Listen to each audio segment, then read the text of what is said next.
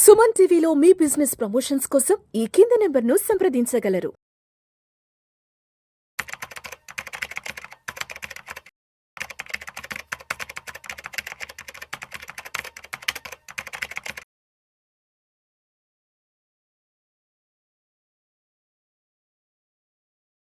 నమస్తే రేవంత్. నమస్తే అండి. Revanth, welcome to Vishnu talks. Thank you. Revanth, మొన్న ఈ మధ్య నెల్లూరు వెళ్ళొచ్చాను. ఓకే. సో నెల్లూరు వెళ్ళిన ప్రతిసారి ఫ్రెండ్స్ అందరిని కలుస్తుంటాను. ఫ్రెండ్స్ అందరిని కలిసామంటే సాధక బాధకాలు మాట్లాడుకుంటూ ఉంటాం. అయితే అంటే కొంతమంది ఫ్రెండ్స్ నేను బాగా అబ్జర్వ్ చేశాను. అంటే అందరూ మంచి ఇన్కమ్ లోనే ఉన్నారు, మంచి శాలరీస్ లోనే ఉన్నారు. ఓకే. నా ఫ్రెండ్స్ లో కొంతమంది నెలకు 1,00,000 సంపాదించే వాళ్ళు ఉన్నారు, 2,00,000 సంపాదించే వాళ్ళు ఉన్నారు. అంటే శాలరీ పరంగా అందరూ మంచి పొజిషన్ లోనే ఉన్నారు. ఓకే. బట్ ఎందుకో ఫైనాన్షియల్ ప్లానింగ్ విషయంలో చాలా మంది అసలు ఎక్కడో ఉన్నారు. ఓకే. అంటే నెలకి 1,00,000-1,50,000 సంపాదిస్తున్నా కూడా ఎందుకో చాలా మంది ఏవో రకరకాల ఇష్యూస్ లో చుట్టుకుపోయేసేసి కొంతమంది ఎందుకో ఇంకా వెనక్కి వెళ్ళిపోతున్నారు. ఓకే. అదే 1,00,000-1,50,000 సంపాదించి ఇంకొంతమంది ఎలా ఉన్నారంటే చాలా చక్కగా ఫైనాన్షియల్ ప్లానింగ్ చేసుకొని ఫైనాన్షియల్ గా బాగా సెటిల్ అయినారు చాలా మంది. ఓకే. అంటే ఒక మంచి ఇల్లు కొనుక్కొని, ఇల్లు కట్టుకొని, ఒక మంచి ఫ్యామిలీ, ఇలా కొంతమంది సెటిల్ అయినారు. మంచి జీతం వస్తున్నా కూడా కొంతమంది ఏవో రకరకాల సమస్యల్లో సుడిగుండాల్లో చిక్కుకుపోయి రకరకాల ఇబ్బందులు పడుతున్నారు. ఓకే. సో అందరికీ ఒకే రకమైన జీతం వస్తున్నా కూడా బట్ ఎందుకు కొంతమంది ఏమో కొంత వెనక్కి వెళ్ళిపోతున్నారు ఫైనాన్షియల్ గా, ఇంకొంతమంది ఏమో చాలా చక్కగా ముందుకెళ్తున్నారు. సో ఎక్కడ తేడా కొడుతుందంటారు అసలు? సార్, అందరూ అనుకుంటాం మనిషి జీవితం నిర్ణయించేది డబ్బు అని. ఎస్, కొంతవరకు అది నిజమే. కానీ యాక్చువల్గా ఒక మనిషి జీవితం కొట్టుమిట్లాడేది 2 అంశాల మధ్యలో. ఒకటి భయం, రెండోది అత్యాశ. ఈ రెండింటి మధ్యలోనే మనిషి జీవితం అంతా కూడా గడుస్తూ ఉంటుంది. ఎవరైతే కంప్లీట్గా భయంతో ఉంటారో వాళ్ళు సంపదను సృష్టించలేరు, ఎవరైతే అత్యాశతో ఉంటారో వాళ్ళు సంపదను సృష్టించలేరు. మనిషికి ఆశ అవసరం, మనిషికి భయము అవసరం. ఈ రెండింటిని ప్రాపర్గా బ్యాలెన్స్డ్గా పెట్టుకొని మధ్యలో ఎవరైతే వెళ్తూ ఉంటారో యాక్చువల్గా వెల్త్ని వాళ్ళు మాత్రమే క్రియేట్ చేస్తూ ఉంటారు, కేవలం వాళ్ళు మాత్రమే. సో బేసిక్గా ఈ రెండింటిని ఏం ట్రిగ్గర్ చేస్తాయి అని అంటే మనిషికి ఉండేటువంటి ఒక ఎమోషన్ ట్రిగ్గర్ చేసి ఈ రెండింటి వైపుగా ఐదర్ ఎక్స్ట్రీమ్ కార్నర్స్లోకి ఒక మనిషిని పుష్ చేసేస్తూ ఉంటాయి. సో బేసిక్గా ఎవరైతే బాగున్నారు అని మీరు చెప్పారో వాళ్ళు ఈ రెండింటికి ఎమోషన్స్కి స్కోప్ ఇవ్వకుండా బ్యాలెన్స్డ్గా ఇన్ బిట్వీన్ లాజిక్ని అప్లై చేస్తూ వాళ్ళు ఇన్వెస్ట్మెంట్స్ చేసుకుంటూ వెళ్ళారు కాబట్టి వాళ్ళకి మంచి రిటర్న్స్ వచ్చి ఉంటాయి. Money always works with logic, not with emotions. మనం అంటాం పొలం ఉంది, మనం అద్భుతంగా ఇదిగా ఉన్నాము అని చెప్పేసి అనుకుంటూ ఉంటాం. ఇంకొక చిన్న మాట కూడా చెప్తాను సార్. చాలా మంది సమస్యతో మాట్లాడుకుంటున్నప్పుడు ఏదో అప్పుల ఊబిలో కూరిపోయి ఉంటారు, వాళ్ళ జీతంతో దాన్ని తీర్చలేరు, విపరీతంగా ఇబ్బంది పడుతూ ఉంటారు. జీతం బాగానే ఉంటది బట్ అనుకోని ఒక మిస్టేక్ చేసుకుంటుంటారు. ఊర్లో కూడా ఒక పొలం ఉంటుంది. సో బేసిక్గా విపరీతంగా ఇబ్బందులు పడ్డ తర్వాత ఊర్లో పొలాన్ని కనుక వాళ్ళు క్లియర్ చేయగలిగితే వాళ్ళు అప్పును తీర్చుకుంటే మళ్ళీ లైఫ్ స్టేబుల్ లెవెల్కి వస్తుంది. అక్కడి నుంచి ప్రయాణం మళ్ళీ మొదలుపెట్టే అవకాశం ఉంటుంది. కానీ చాలా కామన్గా నేను వినేటువంటి మాట ఏంటంటే ఊర్లలో, సార్ మనం సిటీలో ఉండే ల్యాండ్ అమ్మి అప్పు తీర్చగలుగుతామేమో కానీ ఊర్లో ఉండే పొలాన్ని మాత్రం అమ్మి అప్పు తీర్చలేము సార్. సార్ ఒక్కసారి ఊర్లో పొలం అమ్మామంటే జీవితం అయిపోయినట్టుగానే ఊర్లో వాళ్ళందరూ ప్రచారం చేసేస్తారు సార్ అని చెప్పేసి మాట్లాడుతూ ఉంటారు. నేను దానికి ఆపోజిట్గా ఇంకో మాట కూడా చెప్పుకుంటాను.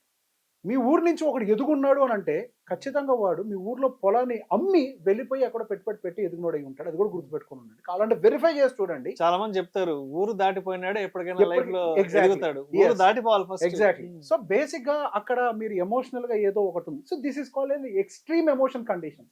ఎమోషన్స్ లో ఉన్నవాడు ఎప్పుడు ఎదగడానికి అవకాశం లేదు. ఇక్కడ ఇంకో పనులు కూడా చేస్తూ ఉంటాడు. ఎక్స్ట్రీమ్ గ్రీడ్ గా ఉండాలి, అంటే డబ్బులు బాగా సంపాదించాలి, నేను సంపాదించే డబ్బుల్ని ఫాస్ట్గా డబుల్ చేయాలి. So extreme greed character. So వీళ్ళ కండిషన్లు ఏం చేస్తారంటే 1-2 సార్లు ఏదైనా వాళ్ళకి వర్కౌట్ అవ్వచ్చు, కానీ ఖచ్చితంగా 3వ సారో 4వ సారో 5వ సారో ఖచ్చితంగా ఒక పెద్ద ట్రాప్లోనో స్కామ్లో ఇరుక్కుపోతారు.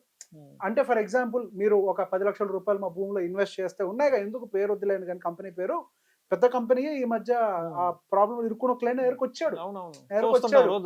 ఇన్ని డబ్బులు పెడితే 3 సంవత్సరాలు దాన్ని డబల్ చేసి ఇంక్లూడింగ్ ఇంట్రెస్ట్ ప్లస్ ప్రిన్సిపల్ కలిపిస్తాం, డబల్ ది అమౌంట్ ఇస్తాం అని చెప్పేసి ప్రామిస్ చేసి అట్లాంటి వాటిల్లో పెడతాం. ఈ ప్రీ లాంచింగ్ ఇట్లాంటి వాటిల్లో పెడుతుంది మేము చూస్తుంటాం కదా. సో బేసిక్ అక్కడ పాయింట్ ఇక్కడ మనం అర్థం చేసుకోవాల్సింది ఏంటి, మిమ్మల్ని ఏది ట్రిగర్ చేసింది? డబల్ ఇస్తాం, 2 ఇస్తాం, 3 ఇస్తాం అనే ఒక పాయింట్ ఏదైతే ఉందో మీ ట్రిగ్గర్ కి గురైపోయి అక్కడికి వెళ్ళి పెట్టారు. ప్రాక్టికల్గా 2-3 సంవత్సరాల్లో డబ్బుల్ని డబల్ చేయడం అనేది సాధ్యం అవుతుందా? ఏ గ్యాంబ్లింగో, ప్యాకాటాడో, ఎక్కడో చోట అదృష్టం కలిసి వచ్చి వస్తేనే తప్పించి ప్రాక్టికల్గా సాధ్యం కాదు. లైఫ్లో చేసే మన ఒక్క మిస్టేక్ మనం పెట్టిన పెట్టుబడి మొత్తాన్ని గుంజుకొని వెళ్ళిపోయి ఉంటుంది. చాలా మంది జీవితంలో వెనక్కి వెళ్ళిపోయిన వాళ్ళు, మీరు అన్నారు కష్టాలు ఊబిలో సుడిగుండాల్లో చుట్టుకున్నారు అని చెప్పి. సో బేసిక్గా వాళ్ళు చుట్టుకున్న ఈ సుడిగుండం అంతా ఏంటి అంటే వాళ్ళకు ఉన్నటువంటి ఎక్స్ట్రీమ్ గ్రీడ్ ఫ్యాక్టర్ అయి ఉండాలి, లేదా ఎక్స్ట్రీమ్ కన్సర్వేటివ్ ఫ్యాక్టర్ అయి ఉండాలి. అంటే అతి జాగ్రత్త, భయం కూడా అయి ఉండాలి.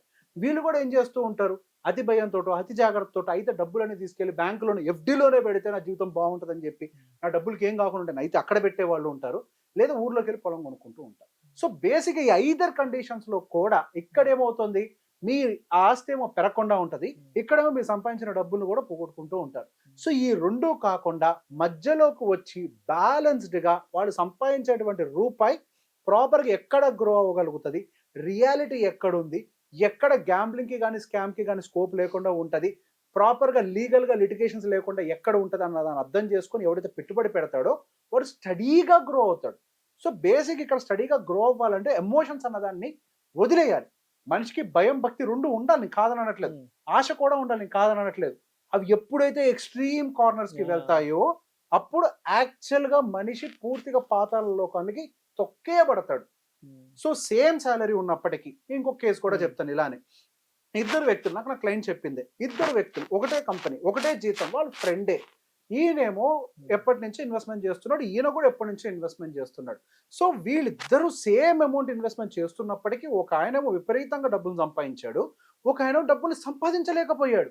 సేమ్ జీతం, సేమ్ ఇన్వెస్ట్మెంట్. బట్ ఎందుకు జరిగింది అని అంటే ఈయన ఇన్వెస్ట్మెంట్ ని టచ్ చేయకుండా డిసిప్లిన్డ్ గా, లాజికల్ గా మెయింటైన్ చేసుకుంటూ వచ్చాడు.